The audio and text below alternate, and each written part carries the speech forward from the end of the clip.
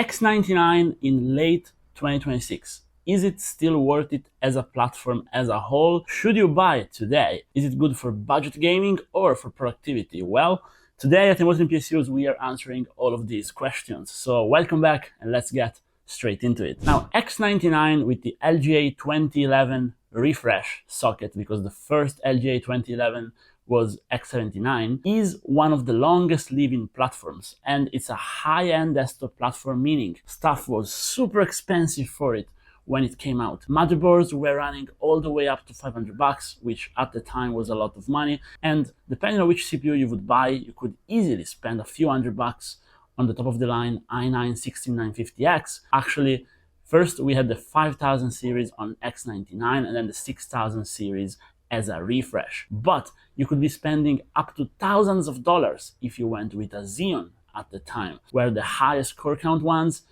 they were running up to $2,000 easily. However, today you can buy those same Xeons for literally a few dollars. I'm talking $2 or $3 depending on which CPU you want to buy. And motherboards, well, that's where stuff already gets pretty interesting, because you can buy a lot of off-brand motherboards from AliExpress for anywhere under $50, and I will leave a link to a few of them. However, the best deals can be had if you can buy an original X99 motherboard from a name brand like ASUS, MSI, Gigabyte, ASRock, those mainstream ones. And my favorite brand for the platform is by far ASUS. They had a big lineup going all the way to some crazy stuff, but those can be pretty expensive, the top of the line models. I would like to buy a few as collectible actually, because I'm really into that kind of hardware. But what I have here today, what I'm basing this review on, is a pretty average ASUS Prime board, still pretty good. Don't get me wrong, this had a lot of tech for the time, and even by today's standard, it has a lot of expandability, but it's something you can find on the used market from anywhere from 30, if you're very lucky, and it's what I paid for it, to 70 or $80. Now, couple that with, again, a few dollars worth of CPU, or actually, if you want to get something a little bit better, maybe $10, $15 worth of CPU, you can get yourself a pretty solid system. The problem, however, as you can see by my shirt, is that RAM still is going to be expensive even on this platform. But here is where things get interesting already. So this has quad channel, not dual channel. So if you get 4 sticks of the same RAM, or well, 4 sticks of the same capacity RAM, and you put them in the right slots, the frequency is going to double, effectively, the actual frequency. So let's say you have 2666 megahertz RAM, that's going to effectively run at about 5300 megahertz, which is DDR5 speed, while still keeping the latency of DDR4. That's why this is a very interesting platform. Now, how you can avoid the shortage a little bit is X99 motherboards, again, especially the ones from name brands. The AliExpress ones usually have less slots, but they have 8 RAM slots. So you could go out there and buy even 4 GB RAM sticks, which are the cheapest ones available, because on a regular motherboard, let's say you have 2 DRAM slots, or even 4, you can get at a maximum of 16 gigabytes with 4x4, and you're basically locked out of expandability. So people don't really want to buy those. But in a motherboard like this, you can put 4 to start and start with 16 with quad channel, or even just go up to 8 and have 32 gigabytes for relatively cheap. So that's why today this actually makes sense. In terms of CPU choice, this is tricky. So if you want to game on it strictly, you want to buy an i7 from the era. i9s were not out yet, so you can actually buy the best i7 for it, but they are pretty expensive. The standard ones have a K at the end, like the i7-5820K is the cheapest one you can find. And then you jump generation, you go to 6000. The best ones have an X at the end, like the 7950X, and the X stands for extreme, and they have high core count. Actually, as you know, Intel made 8-core CPUs way before the 8700K, and they can be overclocked. They're all unlocked. This is an unlocked motherboard. You can overclock the RAM, tune the timings, overclock the CPU. RAM, with the IMC on those CPUs, it's very hard to go over 2666. That's also good because you can just get cheap RAM. Whereas if you want to build an AM4 platform, you really want 3200 megahertz, 36 if possible. Here it doesn't matter, but still, if you tune it and you get some extra latency, you can see the gains in gaming. So for gaming, you want to get an i7, overclock it, because you can overclock them quite well. You can get 30% performance easy, and if you want to really spend time and you have good cooling, 40% extra gaming performance is actually doable, which is insane.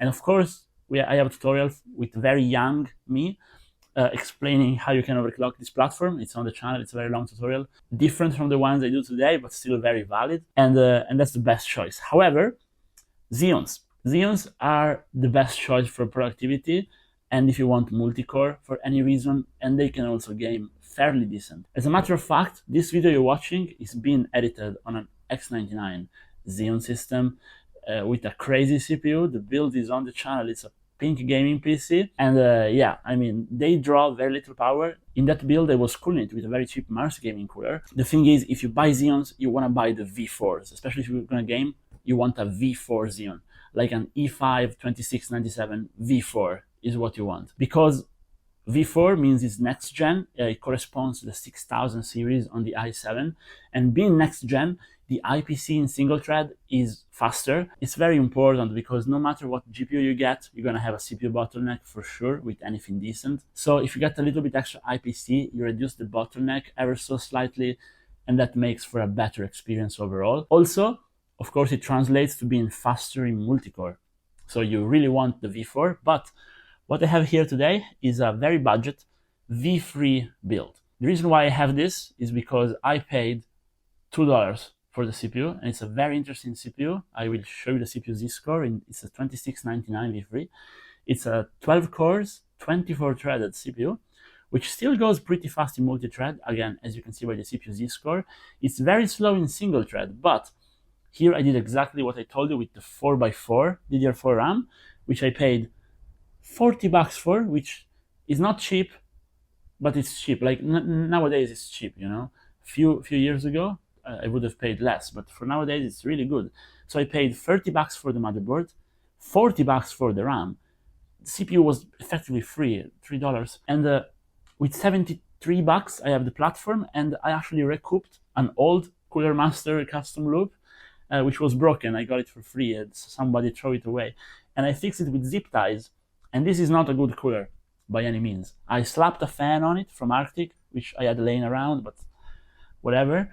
And this cools effectively slightly better than a stock cooler, but you can run this with the X99 stock coolers. They were massive, or actually better, X79 stock coolers, because they still had them on X99. They got rid of them. They are those massive Intel fans. And if you just plug one over, which you can buy for a few bucks, you're fine. But if you go on Amazon and you buy like $10 cooler, which I will try to leave a link to it down below, that's gonna be plenty, because the Xeon CPUs, they don't draw any power. Now they are locked, but you can tune them if you have a brand name motherboard. And that's the thing. With brand name motherboards, you can overclock your i7s, which you can't really do on Huanansi or any Chinese board. You can, but it doesn't work well. And you can also tune your Xeons. How do you tune a Xeon? Well, you reduce the timing on the RAM, because the XMP, like Xeons don't have a good MC for frequency, but they like low latency, so you can tune the RAM for latency. Then you extend the turbo boost, so it can run turbo boost indefinitely. You just go in the BIOS and set it. If you have an ASUS motherboard, it's just one setting. I show you as I do it, and you can get a lot more performance. And if you do that, this actually games quite well. Check out the Firestrike score. It's pretty impressive. I put this with a 1080 because I think it's well, it's a very cheap card. I re-reviewed it in 2026. But also, it's something from the same generation, and it has PCIe Gen 3, so you don't have any kind of bottleneck, even though we covered how Gen 4 is fine. Like, you can put a Gen 4 card here, fine. But this has the lowest possible bottleneck I could find, and you can game at 1080p or even 1440p, like Apex Legends, Warzone, that kind of thing. But this is a very good productivity machine. So, in my opinion, if you're on a very strict budget and you want to build something to work on or to game, and this is still a good platform. How much longer does it have? Honestly, I can speculate maybe 2 or 3 years, but of course it's feeling the time. Like the single thread power on those Xeons. You know, a few years ago it was great. Nowadays it's slowing down. But an interesting thing is I was recommending builds with X99 back in 2019, 2020. One of my first videos, I have X99 builds. And today, they're still running strong, which I think is super interesting. Yeah, it's one of my favorite platforms, this and X58. I have sentimental value to it because I started building PCs with them. X58, nowadays, it's too old. X79, nowadays, you can use it, but it's too old because the price difference compared to X99 is like $20. So you're better off buying X99. And this is the lowest of the lowest end stuff I think you can buy while still not like throwing your money away and having a PC that's gonna be super slow in a few months. So yeah, I think you could still buy it. I would actually recommend you guys buy it. I am building a PC with this and probably gifting it to someone who can't afford a good PC. But I want to hear what you guys think. Do you guys think X99 is still good in 2026? Did you build a PC with it recently? Do you think it's bad? Let me know down below. I love our community. And as usual, if you like the video, drop a like and subscribe. You can also become a member to really support me. And I see you guys in the next one. Bye bye.